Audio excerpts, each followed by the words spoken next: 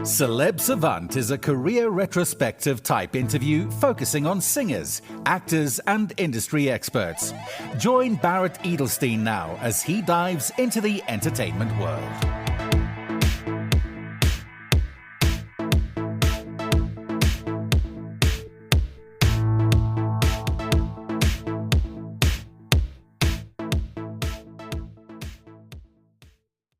Maria Wilman is a British singer and songwriter. She has a history of doing the unexpected, of transforming in ways guided by trust in her own potential and strength.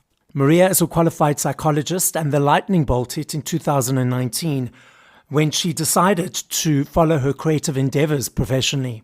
She has released 3 albums and the 4th is on its way. Up next on Celeb Savant, we've got Maria Wilman. Where in the world are you and how are you doing? Hi, Barrett. Lovely to speak to you today. Thank you for having me in your podcast. And I am in London, in the UK. So now let's rewind. From what age did you feel cool? You want to be in this music world, this entertainment world, this creative world. And how did that journey progress to where we are today?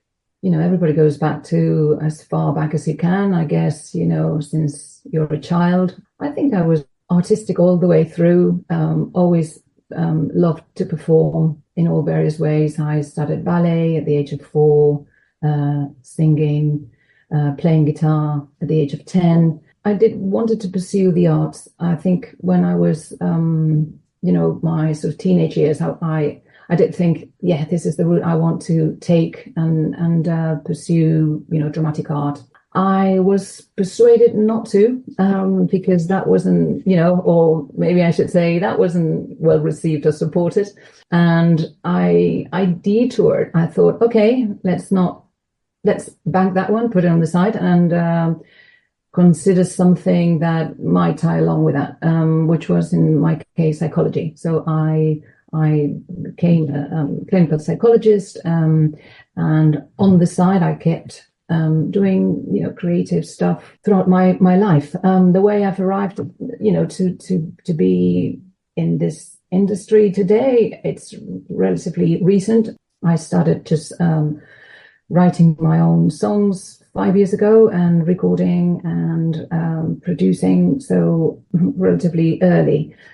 It doesn't mean that I was playing before. I was playing in a band. Yeah. I was, part of an amateur sort of thing. But in the back of my mind, I knew that I had to come back to my origins and get back pursuing my passion, what I always wanted to have done. I don't know where it would have taken me if I'd started, when I was 17, 18. I love film, theatre, staging. I love all parts of, setting up, scripting, writing, all of that combined. And maybe today, music was there staring me to my face, and I thought, this is me and my guitar. Start expressing yourself, put down in writing your thoughts, your feelings, your journey, what has happened. A bit like what you've just asked me, I guess, and that's how it all sort of erupted. A bit like a volcano. It had been sort of dormant. Yes. For a long time, and it just erupted 5 years ago. So yeah, I'm pretty sort of late to the party, basically. But so are you still practicing psychology, or are you now full-time in the music?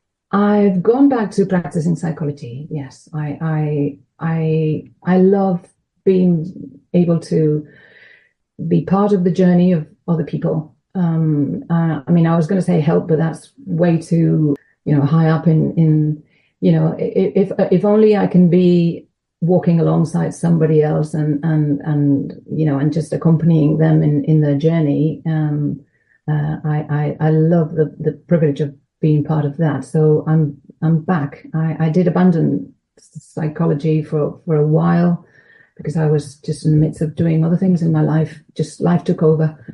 But I like to combine both, and I think music and people go hand in hand. It's storytelling is listening to stories, so it works really well. It's part of psychology led me to music. Music keeps reverting back to to people Absolutely. Your creative process from 0 to 3 to 4 minutes in creating that song, is it easy every time? What motivates it? What invigorates it?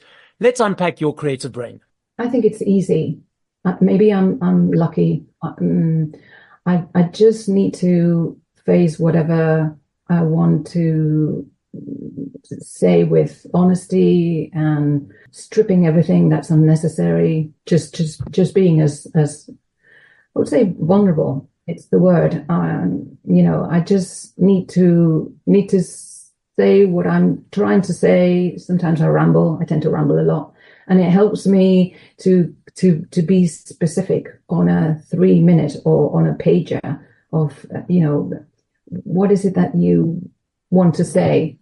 Say it. What is it that you mean? We can talk and we can ramble. We can say lots of things, but is it what we mean? I need to kind of constantly remind myself, no, this is way too long. Strip it back again, and just shred the layers of whatever's not necessary. I love imagination, and I love using anything that's around me. Inspires me, from being stuck to being, suffering from insomnia. Everything works. My creative process hasn't got a formula. It's chaotic and it's improvised, and I never looked up how do you write a song.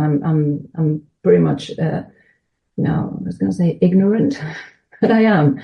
Do I know what I'm doing? I don't know. I just try my best. Yeah. I don't think anyone knows what they're doing actually in the world with whatever they're doing, whatever career they're doing. It's a certain.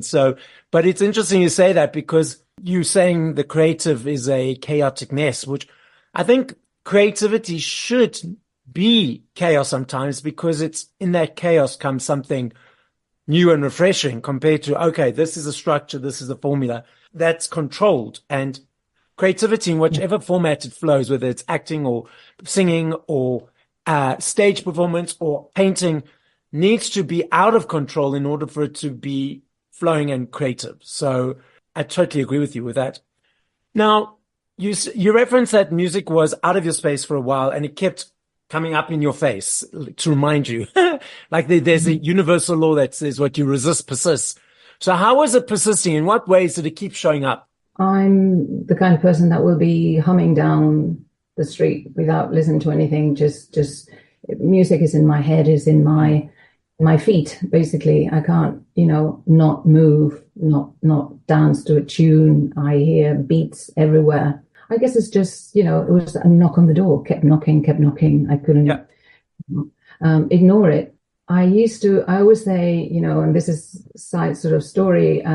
For many years, I was attending the 10:30 family mass at my local church, and I used to run the children's liturgy group, and I used to come down. Nobody else did it, but with my guitar, and I was known as the guitar lady for many years.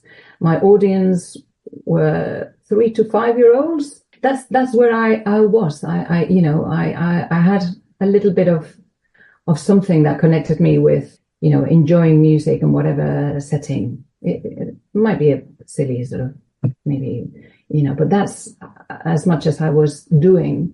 I knew that I had to, maybe it's just the time thing. Time goes by, life goes by, and yes, we end up, halfway through thinking, not as a midlife crisis, but, I'm always questioning myself. Am I being true, to myself? Am I being aligned? Am I doing what I need to be doing? Or it's not the should, but it, and revisiting those questions, which I ask myself every time, every day. I just couldn't escape the fact that, well, no, Maria, you're not. You're forgetting, what your deepest intention has always been. So knock, knock again and again and again until you listen. Yeah. Are you ready? Yeah. Are you ever going to be ready? When are you going to? It all started with, I had this idea one day, well, when is it going to be the year of me? It became a song, and that was the starting point. Okay. I wrote that song about when are we going to, decide to go ahead with, whatever, finish whatever you've started that you've never, you left aside or you never quite grab hold of, or your dreams, or so, yes. So it's interesting. So you said for the longest time you were performing to kids 3 to 5 years old, and kids, they say, are the most honest and truthful. So you had the hardest audience for the longest time. So, and they kept coming. So there we go. I love me a CD. I love the journey of the choice, the journey of the unpacking, the receiving, the booklet, the song from 1 to whatever number. I'm not sure if you're aware that CDs, even cassettes, can you believe, and vinyls on a massive comeback. Last year, vinyls alone in the UK, 5.9 million sales, the biggest since 1990. CDs now also on an upward trajectory. So in the UK, there's a basket of goods that they gauge for tax purposes. Vinyls have been in it for the longest time, and now CDs are back in because they're so on the upsurge. And the research is showing it's not the older nostalgic people, it's the younger kids, the 15, the teenagers, the younger generations who are diving into that world. But we've also got these streaming platforms that people observe or consume music on. What are your observations of the landscape? I love vinyl. I love, I've progressed with the history of music, obviously being vinyl, my first sort of point of contact with music, progressing to cassette and CD. I do consume through streaming myself, but I don't navigate the potential of the streaming. Is too wide, too vast, and I get lost. So I go back to my, smaller references, which would be, again, what do I have on my, stored in my cupboard? What sort of vinyls do I have, or CDs or cassettes? They don't last as long, so I don't have as many. I don't know what's coming next. It will be probably a mix, and probably, something AI configures. We like tangible. Yes, I buy books. I like to go into bookshop and touch and feel and smell and as you say, unpack, unravel everything that's condensed. It's delivered to you. It's unique. You get it as, as a gift. It's given to you to enjoy personally. It lasts and lasts and lasts. It doesn't charge on to anything. There's no batteries needed. But I would say, I did print some vinyl for the album that I released last year for Dark Horse. And I did too many. They're sitting in a box in my kitchen. And my only thought is maybe produce less. Whatever you do or whatever you produce less. Is really hard to sell anything these days, no matter how good your product is. So, everybody struggles trying to sell. So don't stack yourself with lots of things. Produce a few, and if you're lucky to sell 1, 2, 3, 5, 10, again, not sure where it's going to take us, but that's my take. What is next? What's happening short term and long term? I'm at the moment writing, almost there, halfway through my 4th album.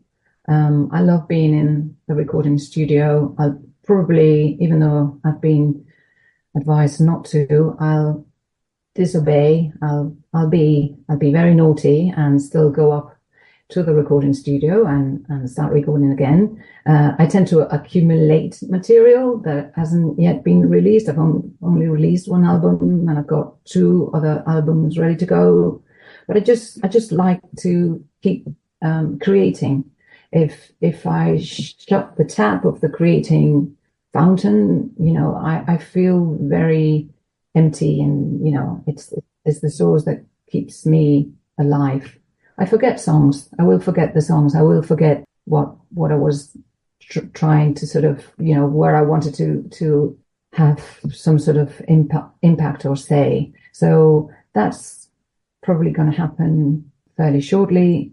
And overall, I would like to perform live. I would love to find collaborators out there. I was saying to, somebody asked me the same thing, where do you see yourself in the next year, 5 years? And I said, well, I would like to at least continue doing this. And I know that there are my collaborators, the people that I'm I'm going to work with are out there. I just need to keep searching for them. Yes. And I need to find them. So I'm going to keep searching. I'm going to keep looking out for, what the next step is going to be. I don't know for sure, but I'll keep trying and searching. It's interesting you say that, because sometimes in the searching, it's there right in front of us without us realizing. Another important lesson that I've learned is not to have expectations of how it will all unfold. And how you visually expect it to happen, it might unfold in a different way. I love this game. I know if I had to ask you this question in 2 minutes, 5 minutes, 8 years, I know your answer will be different every time, because there are millions of them. I recognize that and I understand that. I'm not saying favorite, I'm saying top of mind. But if you had to push play to 5 songs by other artists once we finish this conversation, what would those 5 songs be and by whom? I would say Piece of Sky from Barbara Streisand's Gentle. Todo Cambia by Mercedes Sosa. True Love Waits by Radiohead. The One I Love by R.E.M. and I would say Love by John Lennon. Now tell us about your connection to South Africa. Yeah, it's got to do with the name. Why, I chose Maria Wilman to be my artistic name. And it's the way I came across the name, and later on, who I found, that shared the name. Basically, it was just one of these exercises of just allow whatever comes into your head to sort of, pop in and align with Maria, what's going to sound good. And I just went from A to all the way down, obviously, to W. I couldn't find anything until when I stopped at W, without looking at anything. It was just in my head. Wilman popped up and it was instant. It was like magic.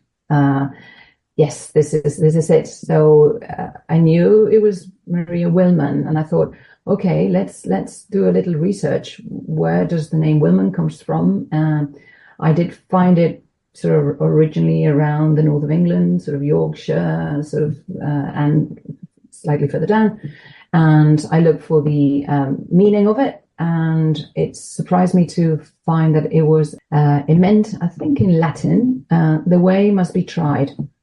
And it kind of, even more, cemented. It kind of sealed the for me. This is right. This is what I'm searching for. It's coming to me. It's making sense. And then I thought, okay, let's do the Googling thing. Who else is out there with the same name, just in case, that you never know. Yeah. There might be another artist. And I found the only person out in the Google world that was called Maria Wilman that popped up was this lady from South Africa, born in 1867. I mean, her story was amazing and fantastic and incredibly touching, because she started sort of having crossing points of reference with me. And I had the feeling that our stories were merging and passing by in time, and that we were